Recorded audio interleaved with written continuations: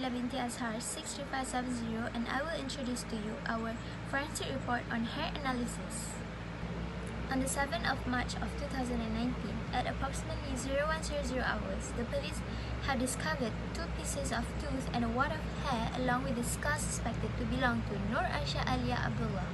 An examination of the collected hair evidence was performed, and the lab assistants were ordered to analyze and make comparisons between plucked hair, cut hair, dyed hair, hair according to gender as well as adult and children hair via the evidence collected. My name is Nurizan binti Adi, number matric 62169. For plucked hair, the different plucked hair with normal hair is root damage. Scanning electron microscopy was used for morphology identify. For keratin pattern identify, the extract protein will apply. For comparison human hair and animal hair. Human hair in cortex is unbanded while the cat is banded. However, cuticle scale human is imbricate and cat is spinous. Also use nail polish in cuticle scale hair because hard to analyze directly the hair sample. My name is Ikwi Farzana 63253, and I will be discussing on the differences between scissor cut hair and razor cut hair for forensic analysis. For scissor cut hair, it portrays chunkier or blunter look towards the end, while for razor cut hair, the peak appears thinner at the end. For this analysis, we can use hair mounting technique, and hair mounting technique has 2 types of slides that we can use in the preparation, which is dry mount and wet mount. For dry mount, it is useful to observe the exterior structure and the overall color of hair, while for wet mount, it is essential in hair analysis due to resin used in preparing the sites, which is Canada balsam. Its refractive index is as close as to the keratin in hair.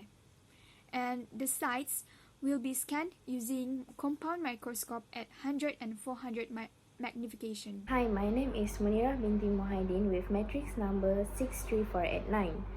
In this investigation, I will discuss about the comparison of dyed and non-dyed hair. For dyed hair, it shows unnatural look. The cuticle of dyed hair are normally affected by the shades of the dye. It shows the presence of melanin in its cuticle and cortex. For non-dyed hair, it is pigmented by granules melanin in the cortex. Light color shows less melanin content, while dark color shows high melanin content. Methods of analysis of dyed and non-dyed hair. The first one is ATR-FTIR spectroscopy technique, which helps to determine the differences of dyed and non-dyed hair spectra. The next one is PLS Toolbox 7.0.3 between MATLAB platform technique. In this technique, it helps to further classify dyed and non-dyed hair using the ATR-FTIR spectra. The last one is SEM technique. SEM technique helps to classify dyed and non-dyed hair through morphological analysis. In the crime scene, there might be the hair which either human hair or synthetic hair. Thus, to determine whether the hair are real human hair or synthetic hair, we can analyze it under stereoscope or polarized light microscope and the ATR-FTIR.